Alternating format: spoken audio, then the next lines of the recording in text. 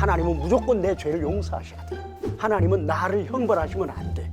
하나님의 지옥, 형벌, 심판 이건 없어. 이렇게 하면 안 되겠죠.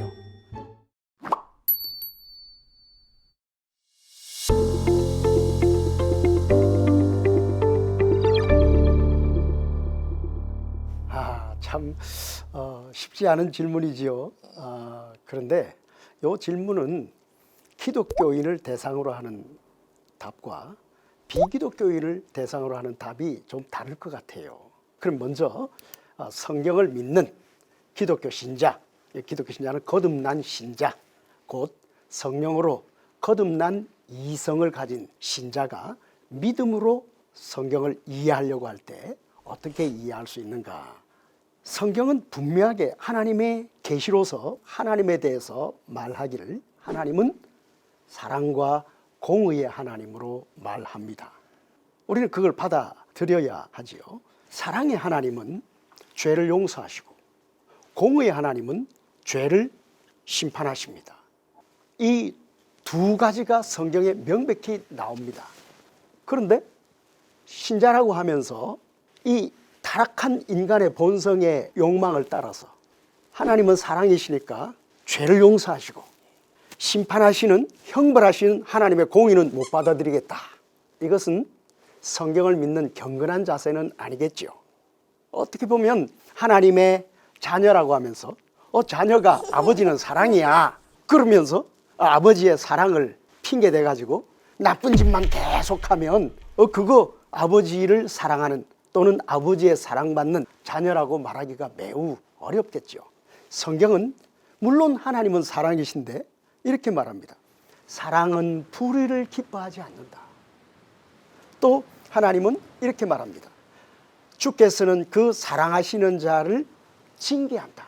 그러므로 회개해라. 에베소서 5장 6절은 하나님의 진노가 불순종의 아들들에게 임한다. 뭐 등등 성경에는 이런 하나님의 공의에 따른 형벌과 진노에 대해서 명백히 말하고 있습니다. 그러므로 사랑의 하나님인 동시에 공의의 하나님이다 라는 것을 우리가 먼저 이해해야 할 필요가 있습니다. 자, 사랑의 하나님은 선을 베푸시고 또 죄를 용서하시고 공의의 하나님은 죄를 심판하시고 형벌하십니다. 그런데 만약에 죄를 형벌하시는 것이 없다면 인간은 계속해서 죄를 지으면서도 하나님의 사랑을 핑계로 삼아서 죄를 더 하겠지요.